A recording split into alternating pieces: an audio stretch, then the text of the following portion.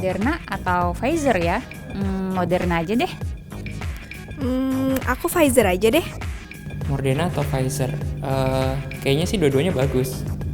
Sampai sekarang masih bingung sih. Kenapa ya? Ya karena lebih familiar aja. Soalnya dengar-dengar Moderna efeknya sakit ya. Tapi kalau bisa sih yang efikasinya lebih tinggi ya. Kayaknya mau cari info dulu mana yang lebih bagus antara Pfizer atau Moderna.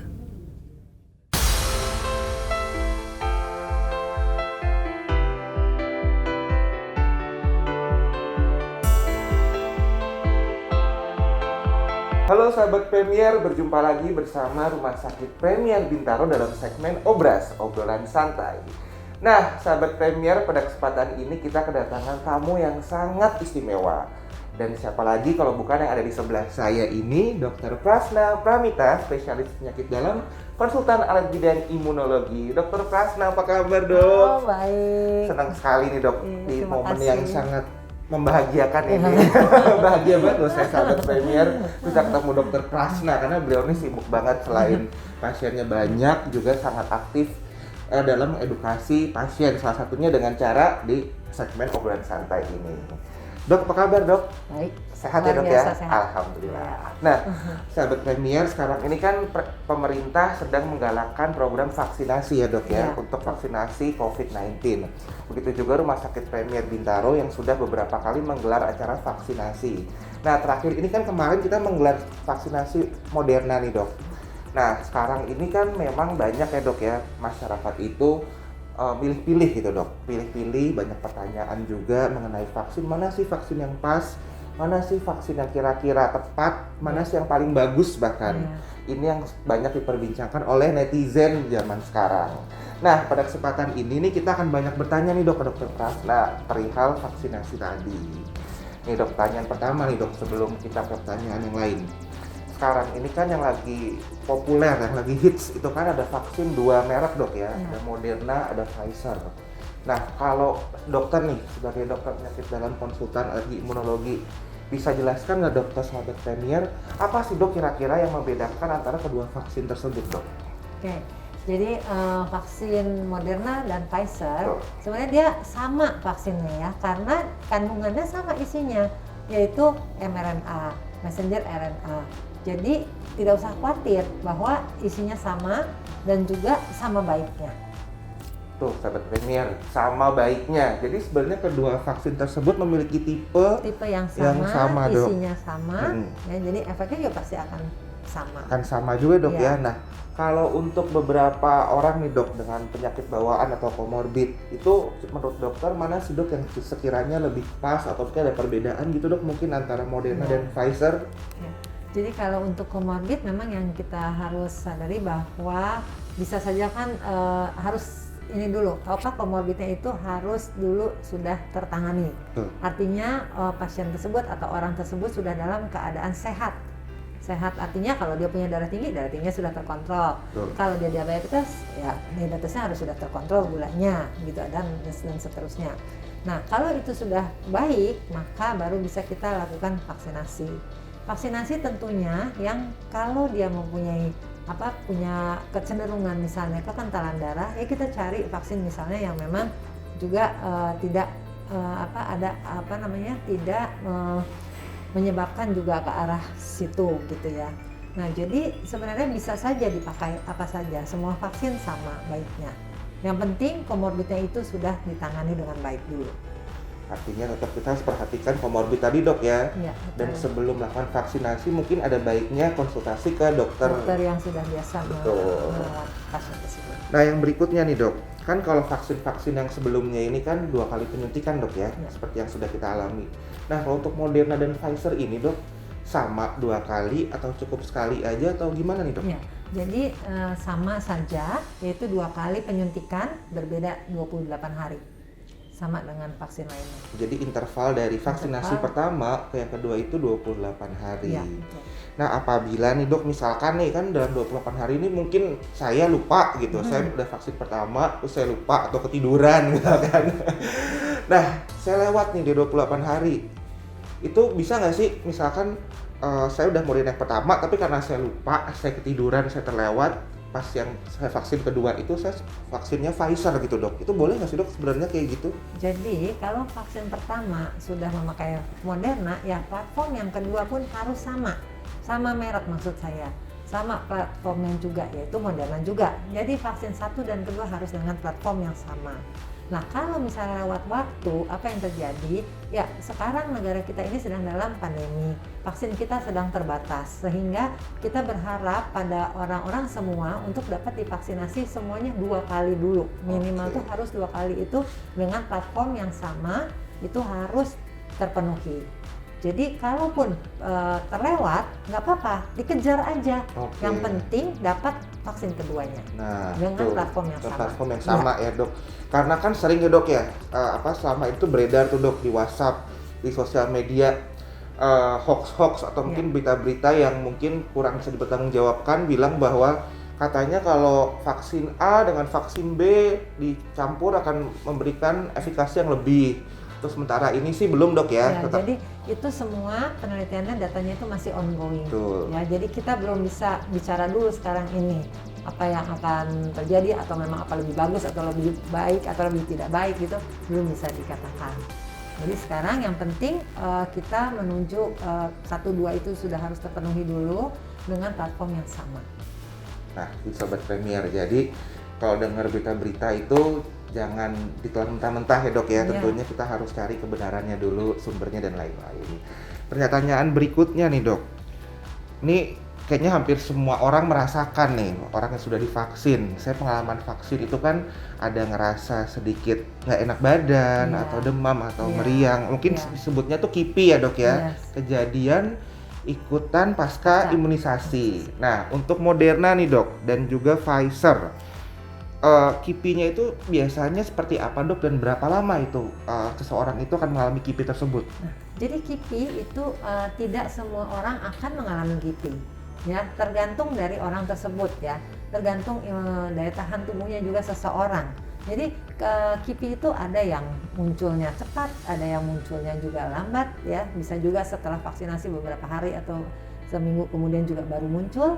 Ya, tapi kita tidak bisa mengatakan bahwa semua orang pasti akan mengalami kipi. Jadi tidak bisa disamaratakan. Jadi nggak pasti juga dok ya, misalkan juga, saya bisa demam, mungkin dokter Prasna tidak, ataupun sebaliknya. Lagi-lagi tergantung kondisi fisik kita. Fisiknya seseorang saat itu. Memang kalau saat ini sih kebanyakan memang mengalami kipi ya dok ya, ada yang dirasakan, tapi kita nggak bisa generalisir hal tersebut. Oke, apabila nih dok kita memiliki alergi terhadap vaksin gitu kan, dan kita memiliki kondisi-kondisi tertentu, boleh nggak sih dok kita sebelum vaksin itu minum obat alergi dulu atau treatment alergi untuk mengatasi alerginya tersebut, atau gimana dok baiknya? Jadi kalau kita memang mempunyai riwayat alergi, misalnya alergi apa? Misalkan saya alergi antibiotik, penisilin gitu. Ya. Nah sebenarnya kalau alergi obat ya, dia tidak, dia berbeda jalur nih dengan vaksin ya. Jadi nggak apa-apa, orang tersebut boleh saja dilakukan vaksinasi, walaupun dia dengan adanya riwayat alergi obat. Ya, nanti setelah misalnya dia dilakukan vaksinasi lalu muncul alergi, nah baru kita akan obati. Jadi tidak perlu minum obat-obatan sebelum dilakukan vaksinasi. Apapun itu dok, termasuk itu. Paracetamol misalkan. Paracetamol, betul. Kan banyak tuh dok, lagi-lagi beredar nih sahabat Premier di WA grup keluarga tuh biasanya, atau di Instagram atau di Facebook kan, minum paracetamol sebelum vaksin katanya biar nggak demam. Sebenarnya itu belum dianjurkan juga dok ya untuk saat itu ini. tidak dianjurkan. Jadi kita menganjurkan kalau memang terjadi ada demam setelah vaksin ataupun ada nyeri setelah vaksin, bisa di lengannya atau di tempat lainnya pegal-pegal, boleh minum paracetamol. Tetapi bukan sebelum vaksinasi. Bukan sebelum vaksinasi dok ya. Dan yang berikutnya dok, pertanyaan berikutnya. Tadi kita udah ngebahas tentang kipi dan apa sih yang bisa terjadi jika setelah vaksinasi. Nah, berdasarkan pengalaman dokter nih dok, atau mungkin berdasarkan riset, ada nggak sih dok mungkin kejadian atau kipi fatal yang disebabkan setelah penyuntikan Moderna dan Pfizer ini dok, sejauh ini dok yang dokter ketahui mungkin? Jadi kalau dari data sih belum ada, tetapi di vaksinasi itu memang bisa menimbulkan shock anafilaksis. Ya, jadi itu yang kita harus hati-hati. Kalau bila terjadi shock anafilaksis, dan dia juga memang ada riwayat dengan alergi orang tersebut, ya kita lebih baik orang tersebut vaksinasi di rumah sakit. Jadi kita bila sampai terjadi sesuatu lebih mudah untuk tindakan lanjutannya. Karena kalau di rumah sakit semua alat kan ada. Jadi disarankan Seperti itu mungkin buat disarankan. yang memiliki hal-hal yang tadi sudah Dr. Prasna jelaskan itu melakukan vaksinasinya di rumah sakit dok ya, sebaiknya di rumah sakit. dengan tujuan agar lebih terkontrol dan lebih tertangani. Tertangani dengan baik. Nah, tadi kita sudah bahas banyak sahabat PMI tentang KIPI, tentang bagaimana sih caranya kita menjaga dan apa yang harus disiapkan sebelum vaksinasi. Nah, Dr. Prasna, ini juga ada pertanyaan berikutnya nih Dr. Prasna dari beberapa sahabat Premier kebetulan. Nah, pertanyaannya nih dok, jika ada pasien dengan gangguan imunitas seperti kanker, autoimun atau HIV, kira-kira vaksin mana dok? Apakah Moderna atau Pfizer nih yang kira-kira tepat diberikan? Ya. Jadi kalau untuk dengan orang-orang dengan yang mengalami apa tadi comorbid tadi ya, nah itu sebaiknya memang diberikan vaksin yang inactivated, jadi yang bukan virus hidup, yang pasti, ya itu akan jauh lebih aman, ya lebih baik buat mereka karena mereka kan sudah ada penurunan imunitas pada orang-orang tersebut, sehingga kita harus berikan vaksin yang juga aman untuk mereka, yaitu yang tidak memasukkan lagi zat yang baru atau yang aktif, artinya yang inactivated vaksin. Lebih aman dok ya? Ya. Ini juga ada pertanyaan berikutnya nih dok. Apakah setiap orang yang telah divaksin Moderna atau Pfizer akan membentuk antibodi, dan kira-kira apa saja sih dok yang mempengaruhi pembentukan antibodi tersebut Ya. setelah kita melakukan vaksinasi? Jadi setiap orang yang sudah dilakukan vaksinasi pastinya akan terbentuk dong imunitas, ya antibodi kita akan dibentuk oleh tubuh kita. Seberapa banyak kita nggak tahu juga, tergantung orang tersebut. Kondisi tubuh masing-masing ya dok ya, lagi-lagi. Orang betul. Okay. Berapa besar virusnya nanti yang yang masuk ya, jadi terbentuk antibodinya juga apakah jadi lebih banyak pada si A ataupun si B. Nah itu kita belum bisa mengatakan ya. Tapi yang pasti memang akan terbentuk. Ya, terbentuk pada yang pertama setelah divaksin terbentuk, lalu kan dia akan turun kembali. Makanya kita perlu lagi dosis yang kedua untuk sebagai boosternya. Jadi Ya, pentingnya booster itu sebenarnya itu dok ya, dosis betul, kedua supaya untuk antibodinya terbentuk sempurna. Gitu. Karena ada nih dok beberapa orang mungkin yang kayak ngerasa udah vaksin pertama kemudian ya udah ngerasa aman aja gitu, kayak udahlah saya udah vaksin gitu. Nah, jadi hal-hal tersebut yang perlu dokter luluskan dok ya, bahwa memang itulah fungsinya yang kedua tadi.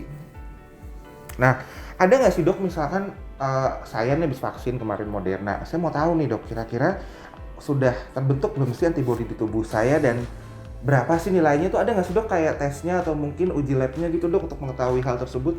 Ya, jadi untuk tes tersebut sebenarnya ada, tetapi itu sebenarnya hanya ada di lab yang tinggi ya, maksudnya seperti ada ya di Litbangkes gitu ya, nah ataupun itu untuk hanya penelitian ataupun di Ekman juga ada RSCM. Nah, jadi itu kebutuhannya adalah pada saat untuk orang melakukan penelitian bahwa vaksin ini ternyata bagus nih, setelah divaksin bisa terbentuk sekian. Nah, apa yang ada di lab-lab lain yang sekarang ada itu sebenarnya belum memenuhi standar. Ya, jadi belum sesuai dengan standar yang harusnya seperti yang di lab lab-lab rujukan besar tadi ya dok ya. Iya, gitu. Karena yang harus kita nilai adalah IgG-nya, tetapi pada yang di lab-lab yang ada itu belum bisa menilai hal tersebut. Nah, berikutnya dok, ini pertanyaan dari sahabat Premier yang lain nih.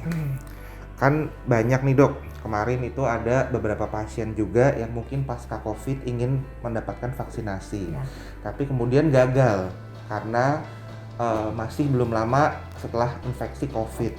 Sebenarnya berapa lama sih dok waktu yang ideal ketika seseorang setelah dinyatakan sembuh dari COVID kemudian mendapatkan vaksin Moderna ini atau Pfizer? Jadi pada saat seseorang sudah dinyatakan negatif, 2 kali negatif, dia bisa mendapatkan lagi vaksin untuk COVID adalah 3 bulan menurut aturan yang sekarang yang ada. Tetapi kalau dia, nah tergantung lagi nih, dia kena COVID-nya yang ringan kah yang berat kah? Oh, ternyata itu juga menjadi Ternyata itu pembeda juga dok ya, menjadi ketika pembeda, kita pengaruh. mungkin OTG atau sekedar Iya. flu atau mungkin sampai dirawat itu berbeda dok ya. Gimana tuh dok? Mungkin bisa Nah, jelasin kalau lagi. dia dengan OTG aja, ya misalnya ringan, dia bisa mendapatkan vaksin kemudian 1 bulan kemudian. 1 bulan udah bisa. Iya, Untuk yang boleh. OTG nih. Iya. Oke. Nah, tapi kalau dia yang berat kenanya, dia bisa dapat baru nanti 3 bulan ke depan. Oke. Gitu. Tapi memang pemerintah kita masih mengatakan untuk 3 bulan. Seperti itu. Sebenarnya apa sih dok yang menjadi alasan bahwa ketika OTG atau gejala ringan dan gejala berat itu interval waktunya itu agak berbeda gitu dok? Berbeda.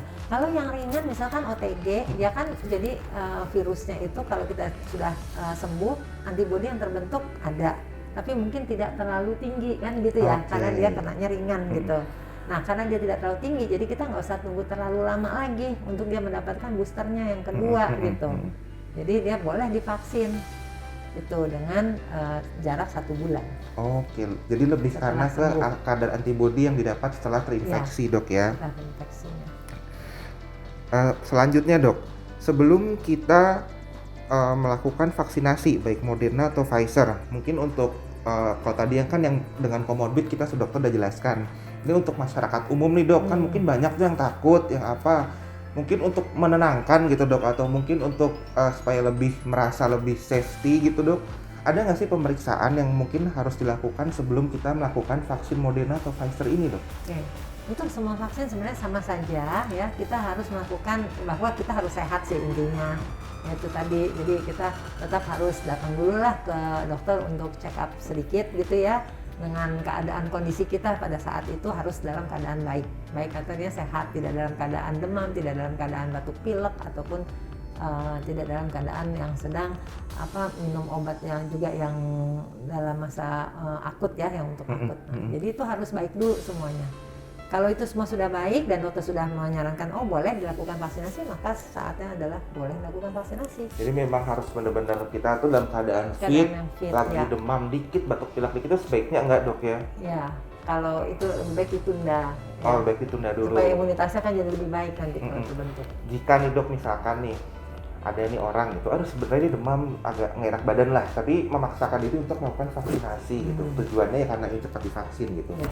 Kira-kira apa sih dok yang akan terjadi gitu ketika kita lagi flu atau mungkin demam tetap melakukan divaksin gitu, apa dok nanti yang bisa terjadi? Ya, kalau kita lagi demam kan sebenarnya kita nggak tahu itu kan antara infeksinya apa aja Betul. kan. Bisa ya kalau hanya flu biasa aja mungkin tidak begitu bermasalah.